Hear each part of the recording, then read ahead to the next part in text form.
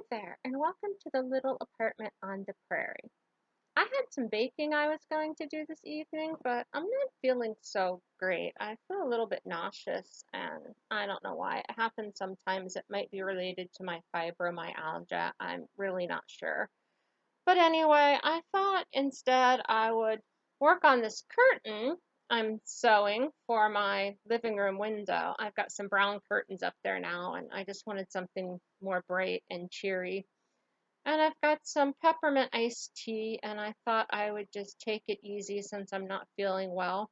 And then I thought that'd be a good time to talk a little bit about how do you get work done when you've got chronic health problems, you don't feel well sometimes, or a lot of the times. You don't have enough energy, or as much energy as you'd like. And I just thought that'd be a good topic to kind of talk about. And I didn't make any notes for myself, so I may forget some things I want to mention, but we'll see how it goes. But the first thing I would say is that you try to treat whatever the health problems are. Now, as far as my nausea, um, I've had some various tests done, x-rays and an endoscopy. That was a long time ago, but I've had various medical tests done, and there doesn't appear to be any real reason for feeling nauseous. I just feel that way sometimes, almost like I've got morning sickness or something, but it can happen at any time of day, and sometimes it just lasts a few hours, and sometimes it lasts all day. And so, since I can't find a medical reason or a medical treatment for it, uh, what I do instead, I do peppermint tea or ginger tea, and I take it easy when I need to. You might find alternative remedies that help if you can't find medical causes and treatments for how you feel, for what your symptoms are. So after that, sometimes I just try and do what I need to do anyway. And, I can do a lot of things even when I feel nauseous or otherwise don't feel well. You just do things anyway because you have to do them sometimes.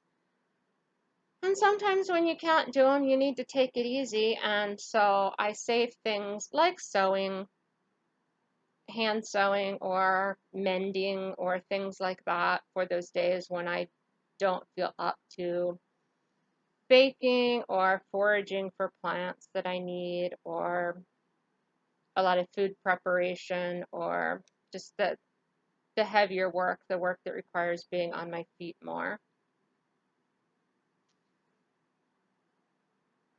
And you have to have realistic expectations and realize that if you've got health problems, if you've got a chronic illness, you may have to change the plans. You may have something on the schedule, and those things just may not be doable on a given day. You have to be flexible. And that was a hard lesson for me to learn, and it's probably hard for a lot of people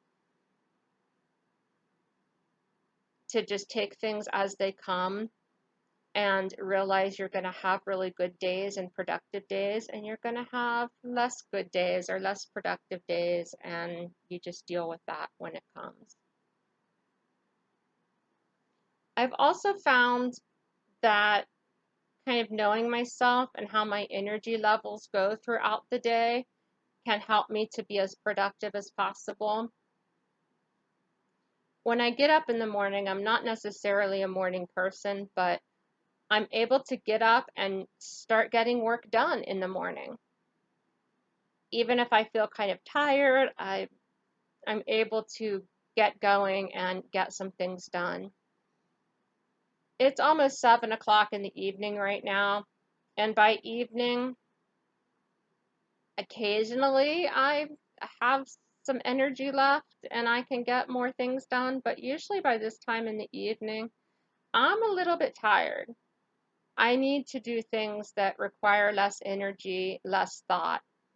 And I don't want to get a big project started. Like, this would not necessarily be the best time of day to start baking because I'm tired and I may end up needing to go to bed before I got whatever I was making out of the oven. So I'm not going to get started on baking something that takes a long time to finish in the evening like this. It's not really late in the evening, but it is to me because, now by this time I've been going since about 7 a.m. and after 12 hours of mostly working, I'm tired. So kind of knowing that about myself and giving myself permission to take it easy. Maybe I'll watch a movie or something while I'm sewing. I've been working on these living room curtains all summer. And summer's half over now, so I really am looking forward to getting them done. Excuse me, I'm really tired now. So sometimes that's just what you have to do is pace yourself and know yourself and give yourself permission to rest. Also, if you're starting out with a lot of new things, I had this really long list of things I wanted to do. I wanted to do a lot of sewing. I wanted to do a lot of cooking from scratch. It's summer. I want to do a lot of canning. Um, I'm still learning about the plants and things that grow around here since this is my second summer in Nebraska.